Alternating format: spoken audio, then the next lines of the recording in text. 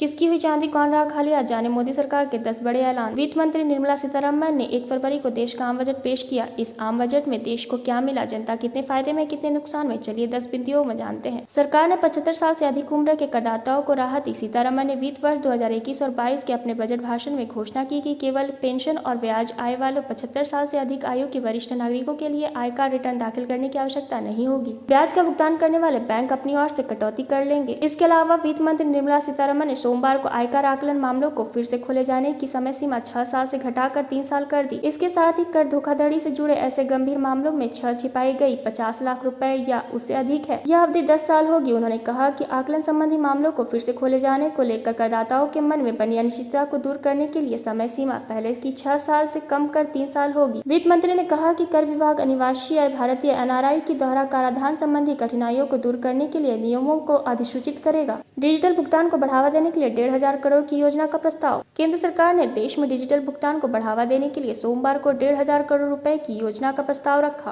वित्त मंत्री निर्मला सीतारमण ने कहा कि पिछले कुछ समय में डिजिटल भुगतान में कई गुना वृद्धि हुई है। उन्होंने 2021 और 22 का बजट पेश करते हुए कहा, डिजिटल लेन देन को बढ़ावा देने के लिए मैं 1,500 करोड़ रुपए की योजना का प्रस्ताव रखती हूँ, जिससे डिजिटल भुगतान को बढ़ावा देने के लिए वित्तीय प्रोत्साहन दिया जाएगा। सरकार के इस बजट में मोबाइल खरीदने की चाह रखने वालों को झटका लगा। वित्त मंत्री निर्मला सीतारमण ने मोबाइल उपकरण पर कस्टम ड्यूटी को बढ़ावा दिया। उन्होंने कहा कि मोबाइल उपकरण पर अब कस्टम ड्यूटी 2.5% तक लगेगा। वहीं कॉपर और स्टील में कस्टम ड्यूटी को घटाया गया। इतना ही नहीं, सोना चांदी से भी कस्टम ड्यूटी को घटाया गया। इसका मतलब है कि अब सोना चांदी सस्ता होगा और मोबाइल महंगा। पहली बार देश में डिजिटल जनगणना। वित्त मंत्री निर्मला सीतारमण ने सोमवार को कहा कि सरकार ने आगामी जनगणना के लिए 3,726 करोड़ रुपए आवंटित किए हैं और पहली बार देश में डिजिटल जनगणना होगी। वित्त मंत्री ने 2021 और 22 के आम बजट में प्रस्तुत करते हुए कहा कि सरकार की एक राष्ट्रीय भाषा अनुवाद पहल पर भी काम कर रही है। सीतारमण ने 5 साल में 4,000 करोड़ रुपए से अधिक के परिव्यय के साथ गहरे महासागर में मिशन के परिचालन की भी घोषणा की। उन्होंने कहा कि सरकार ने संविदा विवादों के त्वरित निस्तारण के लिए सुलह की प्रणाली प्रस्थापित की। डिजिटल पेट्रोल पर सेस बढ़ा, टैक्स स्लैब में बदलाव नहीं। वित्त मंत्री निर्मला सीतारमण ने पेट्रोल पर 2.50 रुपए और डीजल पर 4 रुपए का कृषि सेस लगाने का ऐलान किया। हालांकि ऐसा कहा जा रहा है कि इसका असर उपभोक्ता पर नहीं पड़ेगा। माना जा रहा है कि ये सेस कंपनियों को देना होगा। इसके अलावा इनकम टैक्स भरने वाले लोगों को बजट से कोई राहत नहीं मिली। वित्त मंत्री निर्मला सीतारमण ने टैक्स स्लैब में इस बार कोई भी बदलाव नहीं किया। इस तरह से मध्य वर्गीय लोगों को पहले की तरह टैक्स नियमों का पालन करना होगा। सिर्फ 75 साल से अधिक उम्र के लोगों को राहत मिली है। उज्ज्वल योजना में 1 करोड़ और लाभार्थियों को शामिल किया जाएगा। सरकार ने सोमवार को कहा कि मुफ्त रसोई गैस LPG योजना उज्ज्वल का विस्तार किया जाएगा तथा 1 करोड़ और लाभार्थियों को इसके दायरे में लाया जाएगा। वित्त मंत्री निर्मला सीतारमण ने सोमवार को इसकी घोषणा की। वित्त मंत्री ने 2021 और 22 के आम बजट पेश करते हुए कहा, कोविड-19 महामारी के दौरान ईंधन की अवधि आपूर्ति जारी रखी गई।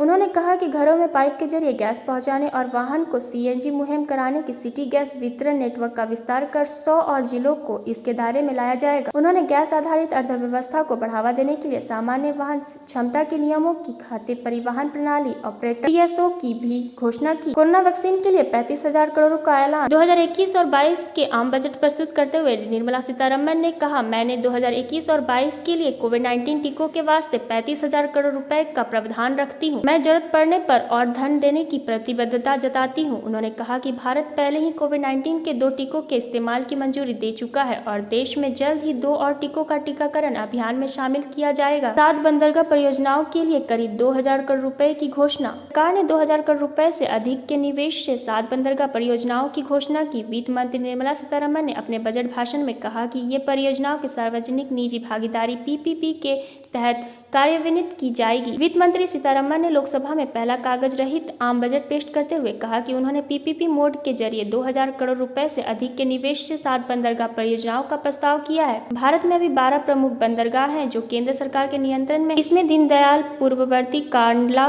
मुंबई, JNPT, न्यू मैंगलोर, कोच्चि, चेन्नई, पारादीप, कोलकाता, हल्दिया सहित शामिल है। सरकार का बीमा क्षेत्र में FDI की सीमा 49 से बढ़कर 74% करने का प्रस्ताव। सरकार ने बीमा क्षेत्र में प्रत्यक्ष विदेशी निवेश FDI की सीमा को बढ़ाकर 74% करने का प्रस्ताव किया है। इस कदम का उद्देश्य विदेशी कंपनियों को निवेश के लिए आकर्षित करना है। वित्त मंत्री निर्मला सीतारमण ने सोमवार की पहली बार कागज रहित बजट पेश करते हुए कहा कि सभी वित्तीय उत्पादों के लिए निवेश चार्टर पेश किया जाएगा। यह सभी वित्तीय निवेशकों का अधिकार होगा। उन्होंने बीमा क्षेत्र में FDI की सीमा को 49% से बढ़ाकर 74% करते तथा परोक्ष के साथ विदेशी भागीदारी तथा नियंत्रण की अनुमति के लिए बीमा अधिनियम 1938 में संशोधन का प्रस्ताव किया। आम बजट 2021 और 22 पेश करते हुए सीतारमण ने कहा कि नए ढांचे के तहत ज्यादातर निदेशक और बोर्ड तथा प्रबंधक स्तर के अधिकारी निवासी भारतीय होंगे। कम से कम 50% निदेशक स्वतंत्र निदेशक होंगे। इसके अलावा मुनाफे का एक निश्चित प्रतिशत सामान्य आरक्षित निधि के रूप में रखा जाएगा। रेलवे को क्या मिला? सीतारमण ने रेल विभाग के लिए रिकॉर्ड 1,10,055 करोड़ रुपए का प्रस्ताव किया,